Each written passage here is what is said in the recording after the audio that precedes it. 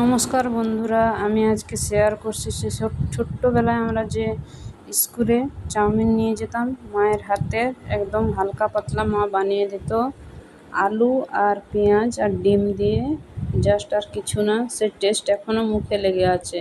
এখন আমরা যতই সস দিয়ে চাউমিন বাজার থেকে খাই কিংবা বাড়িতে বানাই না কেন, সেই স্বাদ এখনও ভুলতে পারি না আমরা।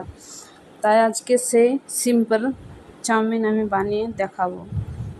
প্রথমে গরম জলের মধ্যে নুন আর রিফাইন তেল দিয়ে দিয়েছি। তারপর আমি চাউমিনগুলোকে দিয়ে দিচ্ছি। চাউমিনগুলোকে দিয়ে একটু ভালো করে সেদ্ধ করে নিতে হবে। 5 মিনিট ধরে একটু ভালো করে সেদ্ধ করে নিতে হবে। চাউমিনটা ভালো করে সিদ্ধ না করলে চাউমিন একদম শক্তই থাকে। তাই যারা নতুন রান্না শিখছেন তাদের ক্ষেত্রে বলে রাখি, চাউমিনটা যেন ভালো করে সেদ্ধ হয়। এরপরে একটা আলুকে আমি সুন্দরভাবে ছিলে নিয়ে সরু সরু করে, যেমন আমরা আলু ভাজা বানাই সেই রকমভাবে আমি আলুটাকে কেটে নেব।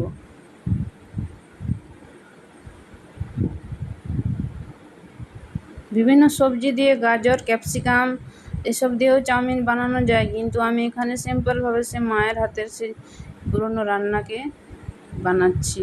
আর রবিবার ছিল, আর সেরকম কোনো সবজি দিয়ে বানাতেও ইচ্ছে করছিল না। আমি আর মেয়ে বাড়িতে ছিলাম, হাজব্যান্ড ছিল না। তাই আলু আর পেঁয়াজ, কাঁচা লঙ্কা আর ডিম দিয়েই বানিয়েছিলাম। খেতে খুবই সুস্বাদু হয়েছিল এই চাউমিনটা। কড়াই রিফাইন তেল দিয়ে দিচ্ছি। একটু বেশি করে তেল দিলে ভালো হয়, কারণ চাউমিনটা ভাজতে গেলে খুব তেল লাগে। তেলের মধ্যে নুন দিয়ে দিচ্ছি যাতে না ছিটিয়ে আসে। এরপর পেঁয়াজ দিয়ে দিলাম, এবার কাঁচা লঙ্কা কুচি দিয়ে দেবো। আলুগুলো দিয়ে দিচ্ছি, সরু সরু করে যে আলু কেটে রেখেছিলাম সে আলু দিয়ে দিচ্ছি। এবার আলু, পেঁয়াজ আর কাঁচা লঙ্কা দিয়ে দেবো। কাঁচা লঙ্কা দিয়ে এরপর ভাজা করে নিতে হবে।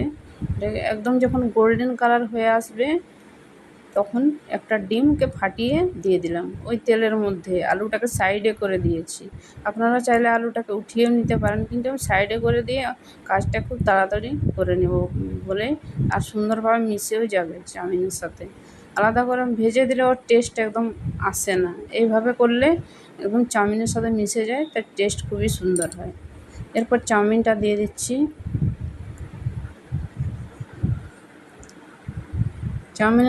চাউমিনটা দিয়ে ভালো করে নাড়িয়ে নেব। ভালো করে নেড়ে নিয়ে এরপর যে চাউমিনের মধ্যে বিট নুনটা থাকে সে বিট নুনটা দিয়ে দেব।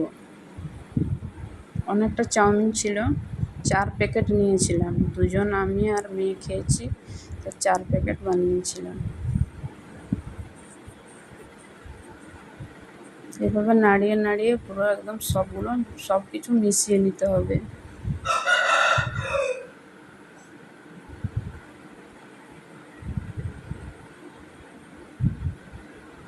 এরপর যে বিট নুনটা ছিল সেই বিট নুনটা দিয়ে দিচ্ছি। আর আগেকার দিনে মারা যখন বানাতো তখন কোনো সস টস দিত না, এইভাবে টিফিনের মধ্যে দিয়ে দিত, কিন্তু খেতে খুবই সুস্বাদু লাগতো। আমি বাড়িতে অল্প টমেটো কেচাপ ছিল, সেই টমেটো কেচাপ এতে দিয়েছি। তবু খেতে খুবই সুস্বাদু হয়েছিল। তবু আপনারা এইভাবে বানিয়েও খেতে পারেন, খুব সুন্দর হয়, টেস্টি হয়, বাচ্চাদের টিফিনে দিতে পারেন। আমি একটু টমেটো কেচাপ দিয়ে আবারও ভালো করে মিক্সড করে নিয়ে নামিয়ে দেব। হয়ে যাবে আমার চাউমিন।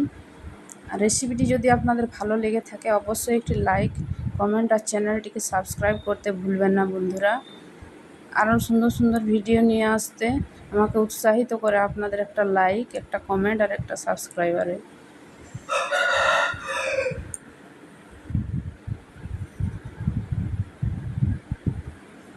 খুব সুন্দরভাবে মিক্সড করে নিয়েছি। এবার আমি সার্ভ করে দেব।